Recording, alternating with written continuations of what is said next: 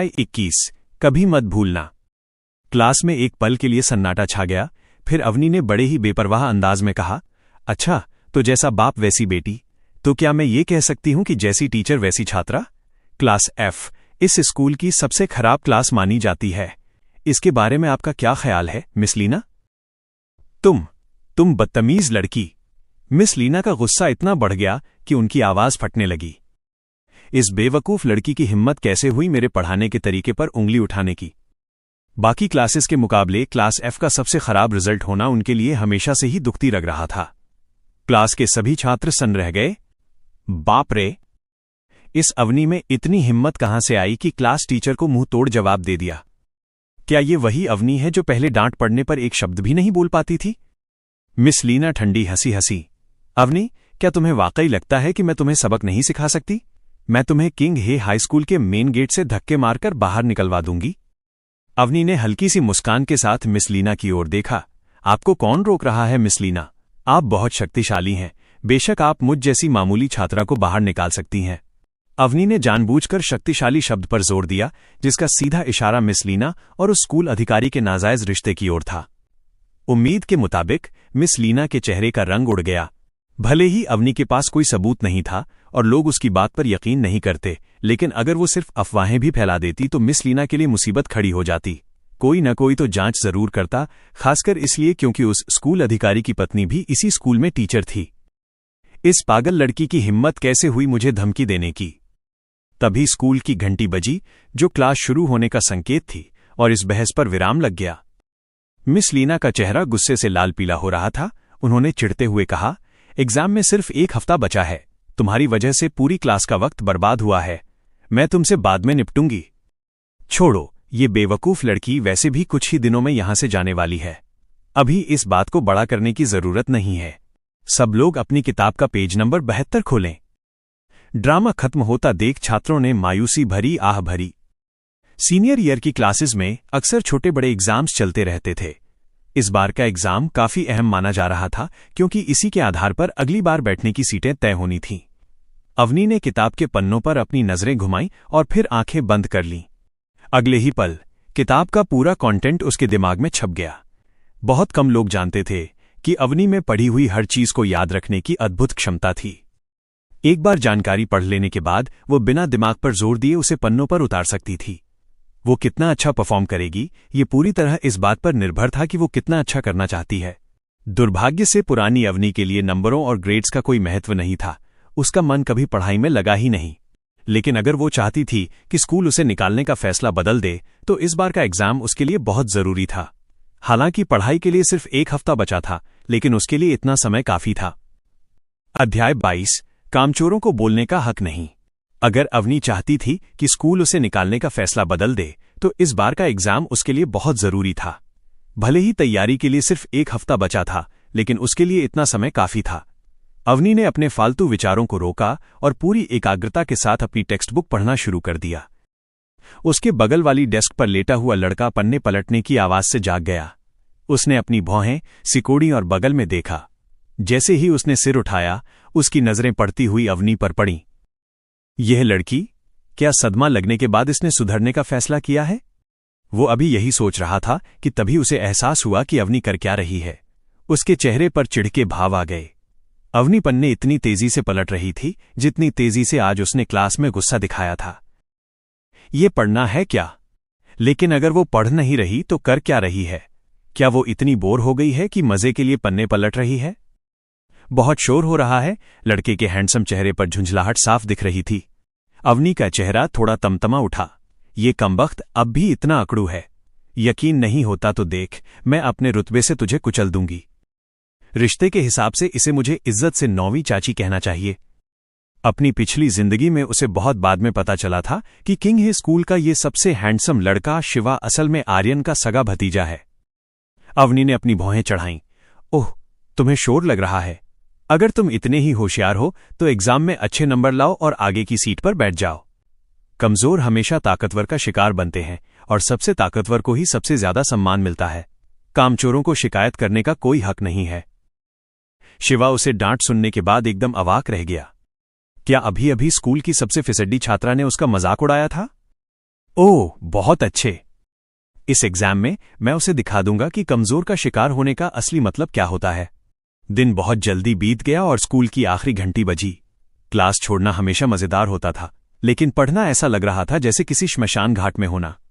पूरा दिन अवनी को सब कुछ धुंधला दिख रहा था और शब्द उसकी आंखों के सामने नाच रहे थे। आने वाले हफ्ते में कोई क्लास नहीं होने वाली थी, ताकि हर कोई आने वाली परीक्षाओं के लिए पढ़ाई पर ध्यान केंद्रित कर सके। किंग हे हाई स्कूल बंद शिक्षण पद्धति एनक्लोज्ड टीचिंग का इस्तेमाल करता था। खास परिस्थितियों को छोड़कर हर छात्र को स्कूल परिसर में ही रहना पड़ता था।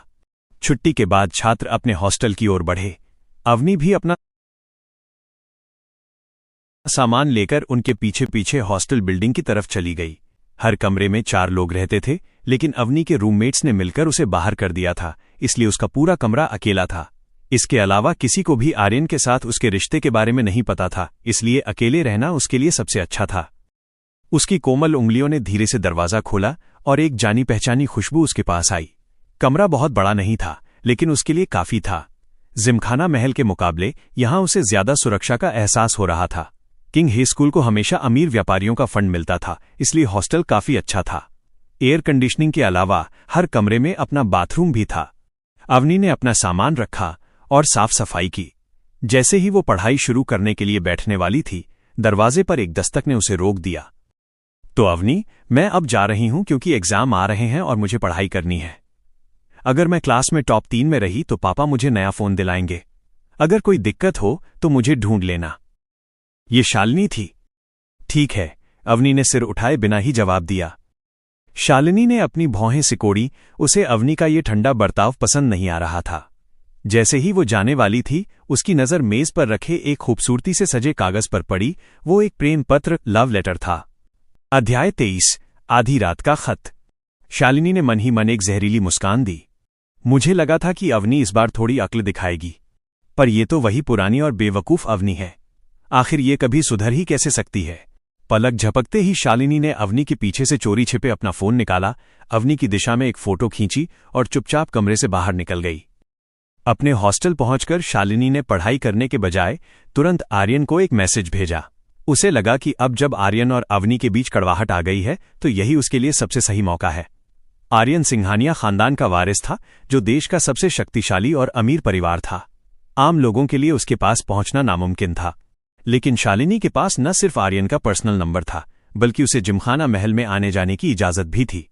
उसने सपने देखना शुरू कर दिया कि एक दिन वो उस महल की मालकिन बनेगी और पूरी दुनिया उसके और आर्यन के रिश्ते की बातें करेगी।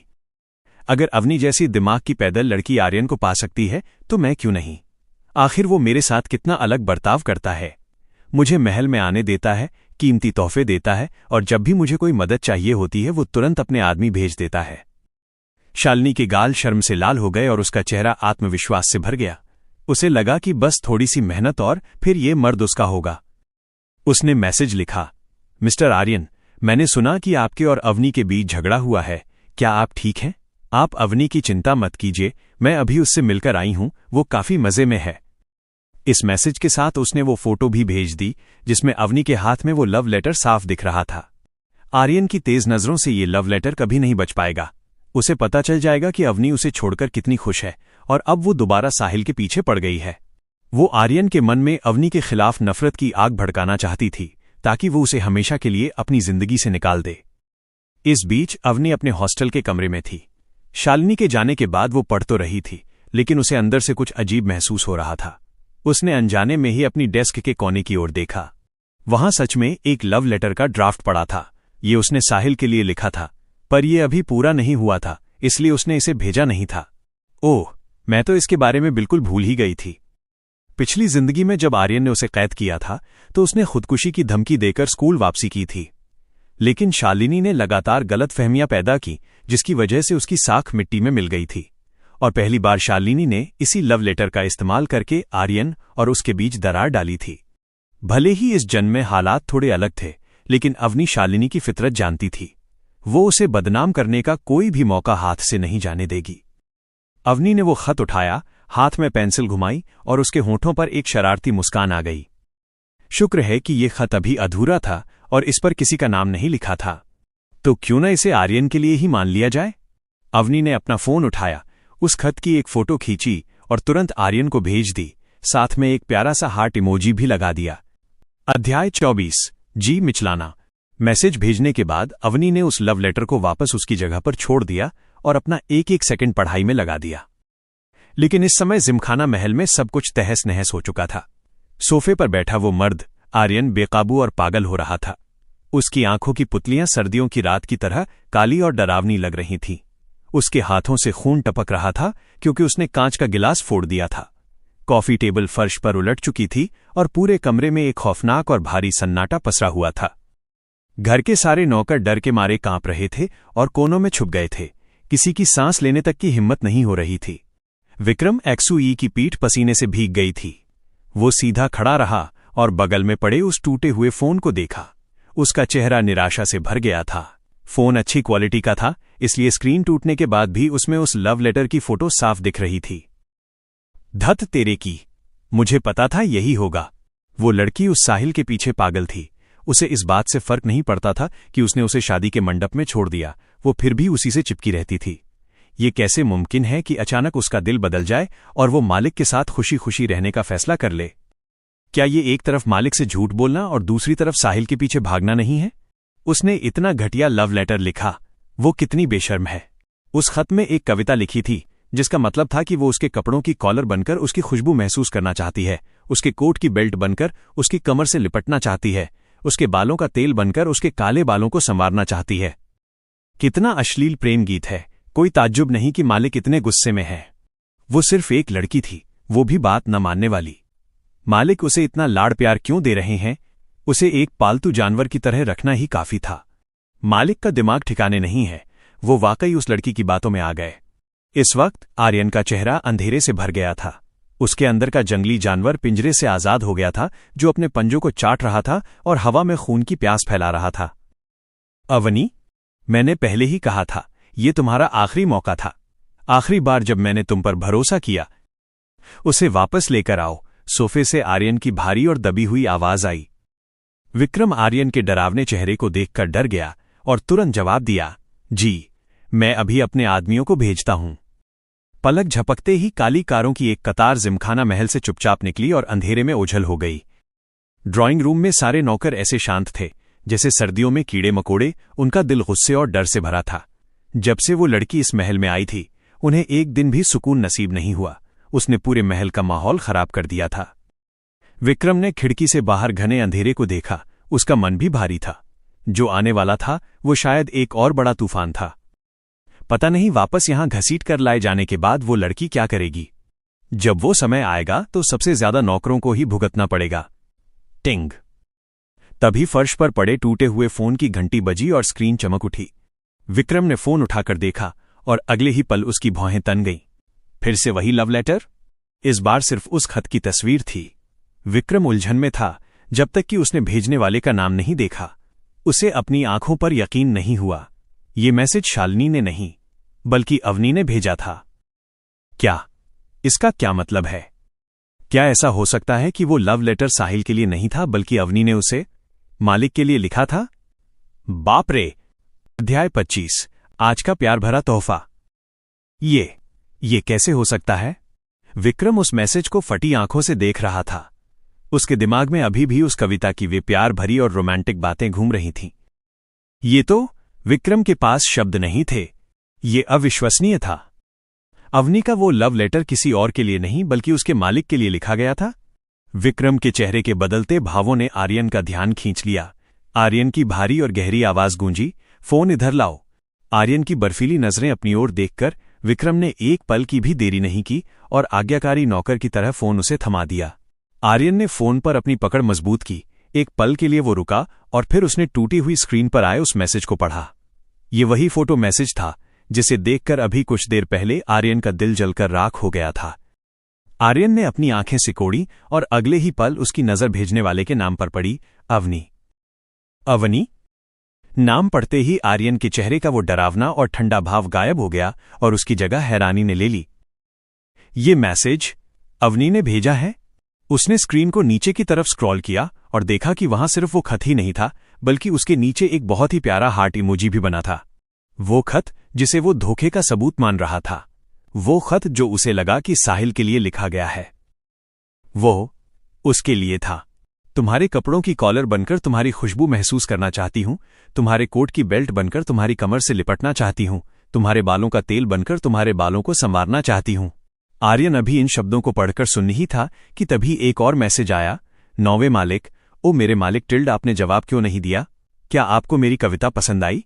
टिल्ड, मुझे तारीफ चाहिए, इनाम चाहिए और ढेर सारा प्यार चाहिए टिल्ड। कोने में दुबके नौकर एक दूसरे को हैरानी से देख रहे थे।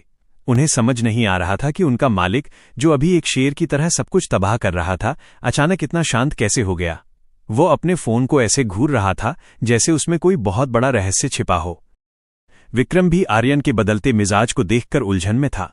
उसने धीरे से और बहुत सावधानी से पूछा, मालिक, आप? आर्यन, चुप रहो। विक्रम ने तुरंत अपना मुंह बंद कर लिया। आर्यन अभी भी पूरी गंभीरता के साथ फोन को देख रहा था और उसकी लंबी उंगलियां स्क्रीन पर कुछ टाइप कर रही थीं। स्क्रीन टूटी होने की वजह से उसे टाइप करने में थोड़ी दिक्कत हो रही थी, जिससे उसके माथे पर हल्की शिकन आ गई। विक्रम की उत्सुकता का ठिकाना नहीं था। खुद को रोक न पाने की वजह से उसने तिरछी नजरों से फोन में झांका। फोन देखते ही उसकी आंखें फटी की फटी रह गईं। अवनी ने एक और मैसेज भेजा था जो इतना मीठा था कि किसी भी मर्द का दिल पिघला दे, और उसके मालिक ने जवाब में लिखा था, ठीक है। इतना ही नहीं, आर्यन ने अपने जवाब के अंत में एक किस वाला इमोजी भी बड़े प्यार से लगाया था। विक्रम उस इमोजी को देखकर बस देखता ही रह गया। वो कल्पना भी नहीं कर सकता था कि उसका पत्थर जैसा मालिक कभी ऐसा कोई इमोजी भी भेज सकता है। वो अभी इस झटके से उबरा भी नहीं था कि तभी उसने आर्यन की शांत और संतोष भरी आवाज सुनी, उनसे कहो कि वापस आ जाएं। आर्यन का स्वर न केवल शांत था, बल्कि उसमें एक सुकून था। वो बार बार उस कविता को पढ़ रहा था। साफ दिख रहा था कि उसका मूड अब पूरी तरह बदल चुका है। जी मालिक, विक्रम ने तुरंत जवाब दिया और उन आदमियों को फोन लगाया जो अवनी को पकड़ने जा रहे थे। एक खौफनाक तूफान महज एक मैसेज से पूरी तरह शांत हो गया। अध्याय 26। तुम्हें सबसे ज्यादा क्या पसंद है? हॉस्टल के कमरे में अवनी अपने फोन को घूर रही थी। 9वें मालिक, ओ मेरे मालिक टिल्ड, आपने जवाब क्यों नहीं दिया? क्या आपको मेरी कविता पसंद आई? टिल्ड, मुझे तारीफ चाहिए, इनाम चाहिए और ढेर सारा प्यार चाहिए टिल्ड। अवनी ने जब ये मैसेज भेजा तो दूसरी तरफ से कोई जवाब नहीं आया। खुद को सुरक्षित रखने के लिए उसने पिछले मैसेज के साथ ये नया मैसेज भी जोड़ दिया था। सच तो ये था कि वो थोड़ी घबराई हुई थी। उसे पक्का नहीं पता था कि ये तरीका आर्यन पर काम करेगा या नहीं। ऊपर से वो कविता तो लड़कों द्वारा अपनी प्रेमिकाओं के लिए लिखी जाने वाली थी। कहीं वो इस बात पर बुरा तो नहीं मान जाएगा कि उसे एक औरत की तरह इतनी रूमानी बातें लिखकर भेजी जा रही हैं। पिछली जिंदगी में इसी वक्त उसे आर्यन के आदमियों ने आधी रात को घसीटकर वापस पहुंचा दिया था। उस हंगामे की वजह से स्कूल में तरह तरह की अफवाहें फैल गई थीं। कुछ ने कहा कि उसका कोई अमीर शुगर डैडी है जिसने उसे भागते हुए पकड़ लिया, तो कुछ ने कहा कि उसका परिवार कर्ज में डूबा है और साहूकार उसे बेचने के लिए उठा ले गए हैं। हालांकि ये बातें झूठी थीं, लेकिन किसी भी इंसान को बर्बाद करने के लिए ये अफवाहें काफी थीं। पुरानी यादों को सोचकर अवनी के बदन में एक सहरन दौड़ गई। तभी उसके हाथ में रखा फोन अचानक वाइब्रेट हुआ। अवनी रुकी और उसने धीरे से मैसेज खोला। आर्यन ने जवाब में सिर्फ एक शब्द लिखा था, ठीक है, और साथ में एक किस वाला इमोजी भी भेजा था। अवनी उस इमोजी को देखकर सन्न रह गई। क्या आप कल्पना कर सकते हैं कि एक खुखार और भयानक राक्षस आपको किस वाला इमोजी भेज रहा है? लेकिन उसी पल उसके शरीर में फैली वो पुरानी सिहरन उस अविश्वसनीय इमोजी को देखकर गायब हो गई। आर्यन वैसा नहीं लग रहा जैसा मैंने उसे पिछली जिंदगी में जाना था। इसके साथ ही उसे एक और कमाल की बात पता चली थी। अवनी ने अपनी ठुड्डी पर हाथ रखा, अपने गालों को थपथपाया और एक और मैसेज टाइप किया, ढेर सारा प्यार टिल्ड। अब एग्जाम में सिर्फ 1 हफ्ता बचा है टिल्ड, मैं पूरी तरह पढ़ाई पर ध्यान दूंगी, इसलिए अभी के लिए मैं आपको मैसेज नहीं कर पाऊंगी। आप मुझे हर दिन याद करना मत भूलना टिल्ड। अवनी के मैसेज भेजते ही कुछ सेकंड्स में जवाब आया हूं। उस छोटे से जवाब को देखकर अवनी की आंखें फटी की फटी रह गईं। ये सच में काम कर गया? मैंने अभी कहा कि मैं 1 हफ्ते तक उससे बात नहीं करूंगी और वो मान गया? उसने कभी सपने में भी नहीं सोचा था कि थोड़ी सी प्यार भरी बातें इतनी काम आ सकती हैं। अवनी 3 सेकंड तक पत्थर बनी रही, फिर उसने अपना सिर डेस्क पर दे मारा। उसे खुद पर गुस्सा आ रहा था। अगर उसे पहले पता होता कि आर्यन को खुश करना इतना आसान है, तो उसे पिछली जिंदगी में इतना दर्द नहीं सहना पड़ता। खैर, उस राक्षस से निपटने का ये सीक्रेट हथियार मिल जाना यकीनन एक अच्छी बात है। आर्यन का मामला सुलझते ही अवनी के पास अब कोई रुकावट नहीं थी। उसने अपना पूरा ध्यान किताबों में लगा दिया और अपनी रूह तक पढ़ाई में झोंक दी। 7 दिन पलक झपकते ही बीत गए।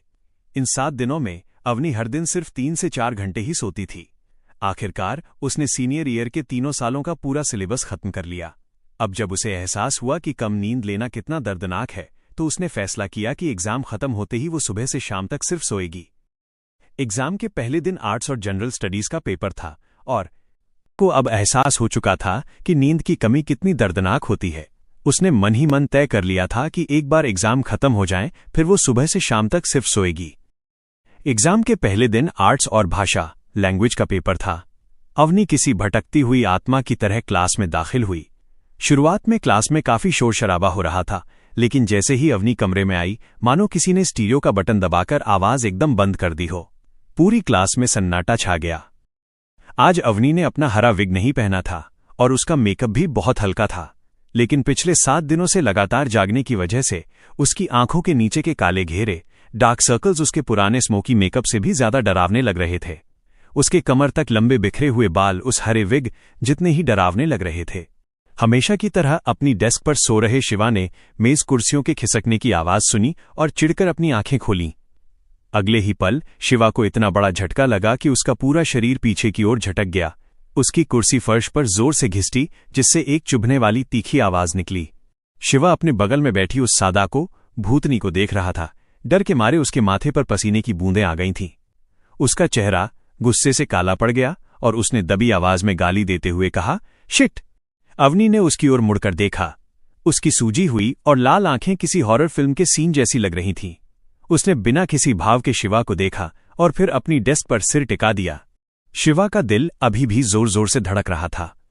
तुम इस हाल में यहां क्या कर रही हो? क्या तुम सच में इंसान हो या कोई साया? उसने फुसफुसाते हुए पूछा। अवनी ने कोई जवाब नहीं दिया। उसके पास बोलने तक की ताकत नहीं बची थी। उसे बस इंतजार था तो एग्जाम पेपर का, ताकि वो अपनी 7 दिनों की मेहनत को पन्नों पर उतार सके। क्लास के बाकी छात्र भी उसे देखकर कांप रहे थे। क्या ये वाकई अवनी है? एक लड़की ने दूसरी से पूछा। पता नहीं, पर इसे देखकर तो ऐसा लग रहा है जैसे ये अभी अभी किसी कब्र से उठकर आई हो। तभी इनविजिलेटर निरीक्षक क्लास में दाखिल हुए और चिल्लाए, सब लोग शांत हो जाइए, अपनी अपनी जगहों पर बैठें, एग्जाम शुरू होने वाला है। अवनी ने अपनी आंखें खोलीं। उसके हाथ में पेन था और नजरों में एक अजीब सा जुनून। उसे पता था कि आज का दिन उसकी किस्मत बदलने वाला है। अध्याय 27। मैंने हार मान ली। ये कमबख्त लड़की। इसका चेहरा पहले ही डरावना था, उस पर से आज इसने सफेद कपड़े पहने हैं। ये तो किसी को भी डरा डरा कर मार सकती है। शिवा का रिएक्शन देखकर अवनी का मूड थोड़ा सुधर गया। पिछले 7 दिनों से हॉस्टल के कमरे में बंद होकर पढ़ाई करते करते उसकी आंखों के आगे अंधेरा छाने लगा था। खैर, कुछ भी कहो, इस लड़के को आर्यन वाले खानदानी लुक्स विरासत में मिले थे, जो देखने में काफी अच्छे लगते थे। अवनी उसे देखकर मुस्कुराई। मुझे नहीं पता था कि हमारे स्कूल का हैंडसम शिवा भूतों से डरता है। जब ये मुस्कुराती है तो और भी डरावनी लगती है। शिवा ने एक गहरी सांस ली। उसे देखना उसके बस के बाहर था, इसलिए उसने मुंह फेर लिया और तंज कसा। कम से कम तुम्हें इतना तो पता है कि तुम भूत जैसी दिख रही हो। चाहे जो हो जाए, इस बार मुझे बहुत अच्छे नंबर लाने हैं ताकि मैं यहां से दूर किसी दूसरी सीट पर जा सकूं। वो अब एक दिन भी यहां नहीं बैठ सकता था। घंटी बजी और निरीक्षक इनविजिलेटर ने पेपर बांटना शुरू कर दिया। पहले दिन सुबह आर्ट्स का पेपर था। अवनी ने जवाब लिखना शुरू करने से पहले एक बार पूरे पेपर पर नजर डाली। शिवा की आंखों में हैरानी की एक चमक आई जब उसने देखा कि उसके बगल में बैठी अवनी ने सच में पेन उठाया और लिखना शुरू किया। हर कोई जानता था कि अवनी हर बार खाली पेपर जमा करके आती थी, लेकिन जब उसने अवनी को जवाब लिखते देखा तो उसका मुंह अजीब सा बन गया। यह कैसे जवाब दे रही है? साफ दिख रहा है कि ये बस तुक्के मार रही है। ये इतनी तेजी से पेपर भर रही है, बिना सवाल पढ़े बस अंदाजे से विकल्प चुन रही है। ये तो किस्मत के भरोसे चल रही है। शिवा ने मन ही मन उसे बेवकूफ कहा। अगर किस्मत के भरोसे ही रहना है तो हर सवाल का जवाब बी क्यों नहीं लिख देती? उसके सही होने के चांस फिर भी ज्यादा होते, बजाय इसके कि तुम बेतरतीब ढंग से कुछ भी भर दो जिससे सब गलत हो जाए। शिवा ने अपने बगल में बैठी उस मूर्ख पर ध्यान देना बंद किया और अपने पेपर पर ध्यान लगाया। आर्ट्स का पेपर 150 मिनट का था, जो पूरी सुबह चला। दोपहर में इंग्लिश का एग्जाम था। दूसरे दिन सुबह भाषा लैंग्वेज का पेपर था और सबसे आखिरी पेपर था गणित मैथ्स का। अवनी गणित के सवालों को घूर रही थी। वो बार बार उन्हें देख रही थी, लेकिन बीजगणित और ज्यामिति जियोमेट्री उसके दिमाग के लिए किसी वायरस की तरह थे जो उसके सिस्टम को क्रैश कर रहे थे। अवनी को सब कुछ घूमता हुआ महसूस हुआ और आंखों के आगे तारे नजर आने लगे। 3 सेकंड तक माथापच्ची करने के बाद उसने हार मान ली और डेस्क पर सिर रखकर सोने का फैसला किया। इस दुनिया में गणित जैसी डरावनी चीज होनी ही क्यों चाहिए। भले ही उसकी याददाश्त बहुत तेज थी, लेकिन 7 दिनों में 3 साल की टेक्स्ट बुक्स पढ़ना ही अपने आप में बहुत बड़ी बात थी। इतने कम समय में गणित में महारत हासिल करना नामुमकिन था, इसलिए उसने इसे छोड़ देना ही बेहतर समझा। घंटी बजी और आखिरी एग्जाम खत्म हो गया। शिवा ने अपनी पड़ोसन को देखा और महसूस किया कि वो खाली पड़े गणित के पेपर पर गहरी नींद सो रही थी। शुरुआत में इसे लिखते देख मुझे लगा था कि शायद ये खुद को बदलना चाहती है, लेकिन सच ही कहा गया है कि पहाड़ और नदियां अपनी जगह बदल सकते हैं, पर इंसान की फितरत नहीं बदलती। पेपर जमा करने के बाद सभी छात्र ऐसे दिख रहे थे जैसे उनके शरीर से जान निकल गई हो। शुक्र है, एग्जाम खत्म हुए, आजादी मिल गई। सबसे जरूरी बात तो यह है कि शिवा अब अपनी पुरानी वाली सीट पर वापस जा पाएगा। वो बदसूरत अवनी दिन ब दिन और भी डरावनी होती जा रही है। सुबह तो शिवा उसे देखकर इतना डर गया था कि उसका चेहरा ही सफेद पड़ गया। क्या तुम्हारा मकसद उस पीछे से नंबर 1 वाली सीट को पाना नहीं था? देखते हैं अब वो शिवा से चिपकने का कौन सा बहाना ढूंढती है। तुम लोग ज्यादा सोच रहे हो, रिजल्ट आने से पहले ही उसे स्कूल से निकाल दिया जाएगा। पहले सभी टीचर्स एग्जाम्स में बिजी थे, इसलिए उनके पास उसे निपटाने का वक्त नहीं था। अब एग्जाम्स खत्म हो गए हैं तो वे जरूर उसके साथ हिसाब बराबर करेंगे। दुख की बात तो ये है कि उन्होंने इसे एग्जाम से पहले नहीं निकाला। इस बार फिर हमारे क्लास का एवरेज स्कोर इसकी वजह से गिर जाएगा। 28 अगर मैं टॉप कर जाऊं तो? एग्जाम खत्म होते ही सभी टीचर्स ने कॉपियां चेक करने और ग्रेडिंग की प्रक्रिया शुरू कर दी। चूंकि ये एक सिमुलेशन टेस्ट अभ्यास परीक्षा थी, इसलिए मार्किंग का तरीका बिल्कुल बोर्ड एग्जाम्स जैसा रखा गया था। छात्रों के नाम वाले हिस्से को सील कर दिया गया था और कोई भी टीचर अपनी क्लास की कॉपियां चेक नहीं कर रहा था। मार्किंग पूरी होने के बाद ही सील खोलकर नंबरों को जोड़ा जाना था और रैंकिंग तय होनी थी। वो रात सबके लिए बेचैनी भरी थी। हर कोई घबराहट में अपने जवाबों का मिलान कर रहा था और अपने रिजल्ट का अंदाजा लगा रहा था। वहीं दूसरी तरफ अवनी ने अपना आखिरी पेपर जमा करते ही हॉस्टल की ओर दौड़ लगा दी ताकि अपनी अधूरी नींद पूरी कर सके। अगली सुबह मिस लीना चेहरे पर एक बड़ी मुस्कान लिए क्लास में दाखिल हुईं। सुबह छात्रों का रिजल्ट देखने से पहले ही वो स्टूडेंट अफेयर्स ऑफिस हो आई थीं। आखिरकार अवनी का निष्कासन पत्र, एक्सपल्शन लेटर तैयार हो गया था। सब शांत हो जाइए, उन्होंने कहा। टेस्ट के स्कोर और रैंकिंग आ चुकी है, लेकिन रिजल्ट घोषित करने से पहले मुझे एक जरूरी मामला निपटाना है। ये सुनते ही सबकी नजरें उत्साह के साथ आखिरी लाइन की ओर मुड़ गईं। उम्मीद के मुताबिक मिस लीना ने एक नोटिस निकाला और उसे पोडियम पर पटकते हुए बोलीं, मुझे लगता है कि आप में से कई लोग इस बारे में पहले से जानते हैं। हमारी क्लास की छात्रा अवनी ने अनगिनत बार स्कूल के नियमों और मर्यादाओं का उल्लंघन किया है। उसका व्यवहार असहनीय है, उसे सुधारा नहीं जा सकता और उसने हमारे किंग हे हाई स्कूल की प्रतिष्ठा को गंभीर नुकसान पहुंचाया है। इसलिए स्कूल ने उसे निकालने का फैसला किया है। क्लास में तालियों और हूटिंग का शोर मच गया, खासकर लड़कियां बहुत खुश थीं। हा, मैंने कहा था ना, इस डरावनी शक्ल वाली लड़की को रिजल्ट आने से पहले ही धक्के मारकर बाहर निकाल दिया जाएगा। शुक्र है, अब हमें वो डरावना चेहरा दोबारा नहीं देखना पड़ेगा। मिस लीना ने नफरत भरी नजरों से अवनी की ओर देखा और बेरुखी से कहा, ये आदेश आज से ही लागू है, इसलिए अपना बोरिया बिस्तर समेटो और यहां से दफा हो जाओ। जहां पूरी क्लास उसकी विदाई का जश्न मना रही थी, वहीं अवनी बिल्कुल शांत और स्थिर बैठी रही। उसके चेहरे पर हिलने डुलने का कोई इरादा नहीं दिख रहा था। उसने अपने होठों पर एक हल्की सी मुस्कान लाई और पोडियम पर खड़ी मिस लीना को बड़े आलसी अंदाज में देखा। अवनी की आंखों में मजाक और उसके चेहरे पर छाई शांति मिस लीना को चुनौती जैसी लगी। वो तुरंत गुस्से से भड़क उठी। अवनी, अब तुम्हारी क्या दिक्कत है? क्या तुम्हें स्कूल से लिखित नोटिस नहीं चाहिए था? लो, नोटिस आ गया है। सब कुछ नियमों के अनुसार हुआ है। अब ये कहने की जुर्रत मत करना कि मेरे पास तुम्हें निकालने का अधिकार नहीं है। अवनी की ठंडी आंखें सिकुड़ी। वो धीरे से खड़ी हुई और बोली, ठीक है, अगर टीचर नियमों की बात कर रही हैं तो मुझे भी उन्हें स्कूल के कुछ नियम बताने चाहिए। मुझे याद है कि स्कूल के नियमों में एक धारा क्लॉज है कि अगर छात्र अपने व्यवहार में बड़ा सुधार दिखाए और मेहनत करे तो उसे सजा से बचाकर सुधरने का एक मौका दिया जाना चाहिए। मिस लीना ठंडी हंसी, हाँ, ऐसी एक धारा है, पर उससे क्या? वो तुम पर कैसे लागू होती है? अपनी शक्ल देखो, न इंसान लगती हो न भूत। क्या तुम्हें देखकर कहीं से भी लगता है कि तुम सुधरने की कोशिश कर रही हो? अवनी ने अपनी भौहें चढ़ाईं और बड़े आत्मविश्वास के साथ जवाब दिया, हाँ, मैं डरावनी दिखती हूं। तो क्या हुआ? क्या इसमें मेरी गलती है कि मैं ऐसी पैदा हुई? क्या एक टीचर को किसी के लुक्स का मजाक उड़ाना शोभा देता है? मुझे लगता है कि कुछ भी बोलने से पहले आपको मेरा रिजल्ट देख लेना चाहिए।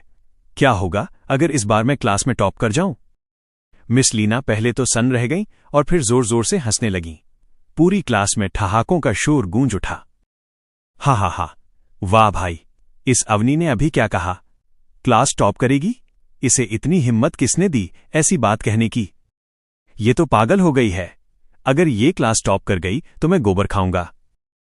हा हा भाई, मुझे लगता है तुम्हें गोबर खाना ही पड़ेगा, क्योंकि पीछे से नंबर 1 आना भी तो टॉप करना ही होता है।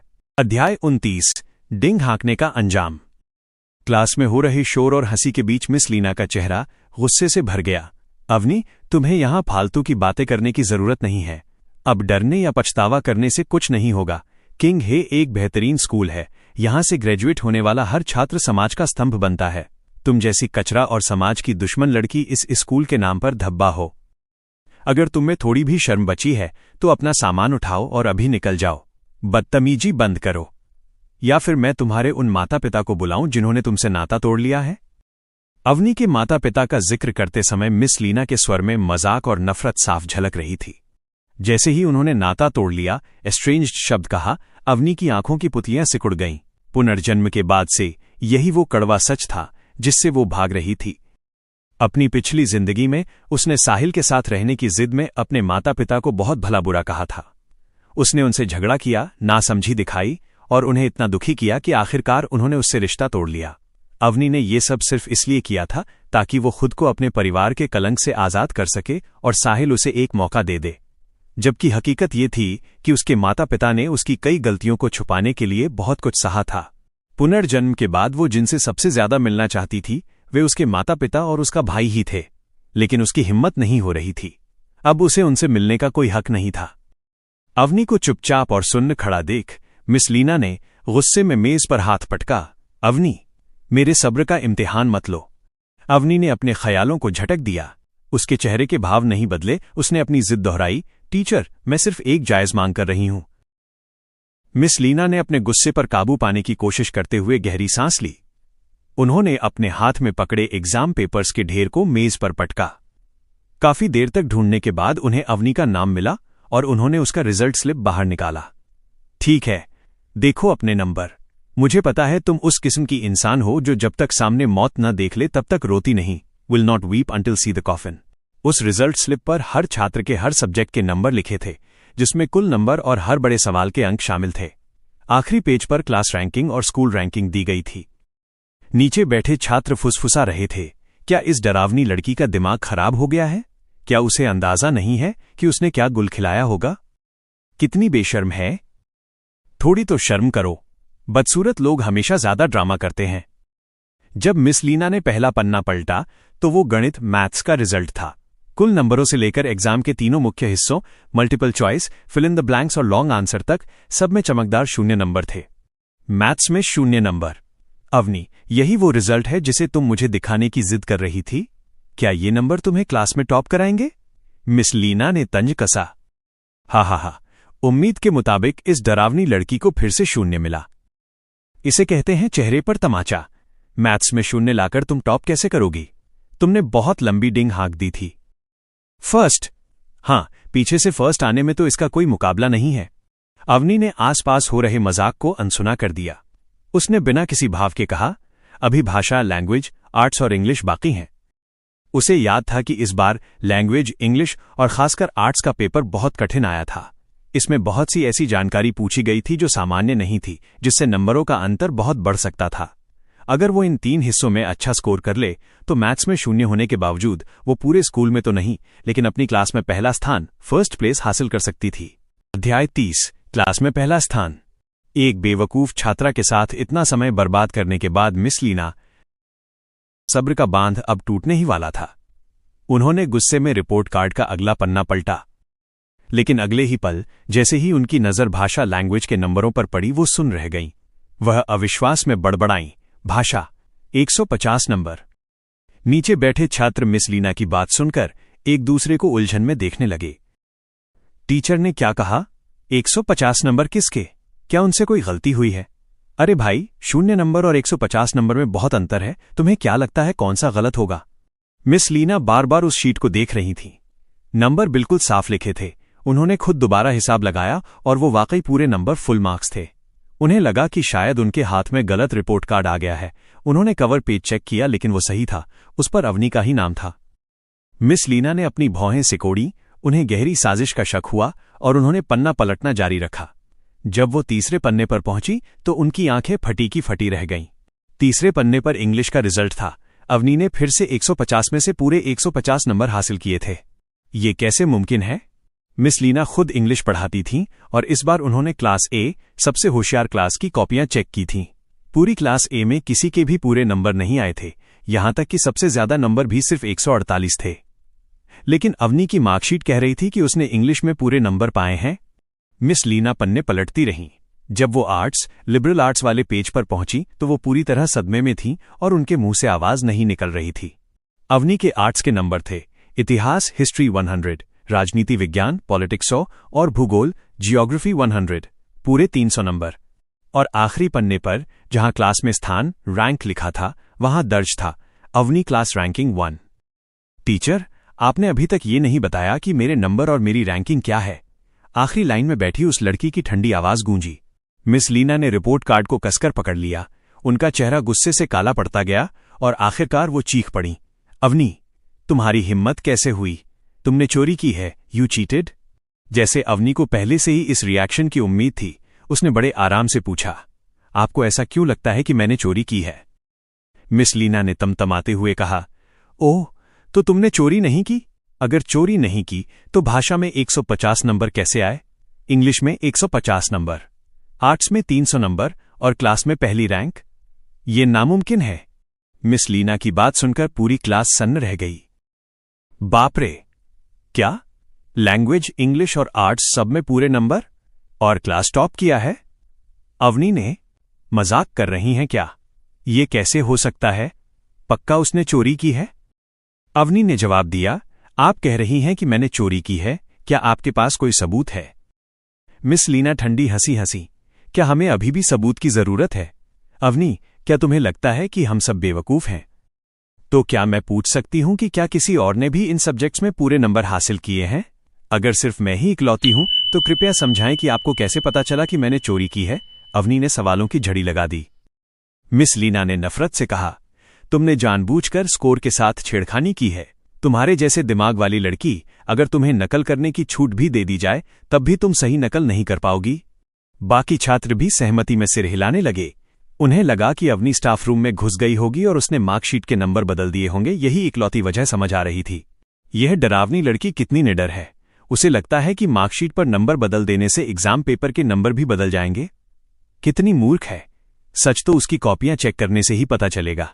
वो मार्कशीट के साथ छेड़छाड़ कर सकती है, लेकिन एग्जाम पेपर्स के साथ नहीं। 31।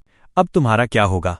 जब क्लास में गर्मा गर्म बहस चल रही थी तभी भाषा, लैंग्वेज के टीचर मिस्टर शर्मा हाथों में एग्जाम पेपर्स लिए वहां से गुजरे। क्लास का शोर सुनकर वो रुक गए और अंदर आए। मिस लीना, यहां क्या हो रहा है? आप सुबह सुबह इतना गुस्सा क्यों कर रही हैं? मैं और क्या करूं? ये छात्रा हद पार कर रही है। मिस लीना ने अवनी की ओर इशारा किया। अरे अवनी, फिर से तुम? मिस्टर शर्मा ने बेबसी से उस लड़की की ओर देखा। बीच बचाव करते हुए उन्होंने कहा, मिस लीना, आपको इतना गुस्सा होने की जरूरत नहीं है।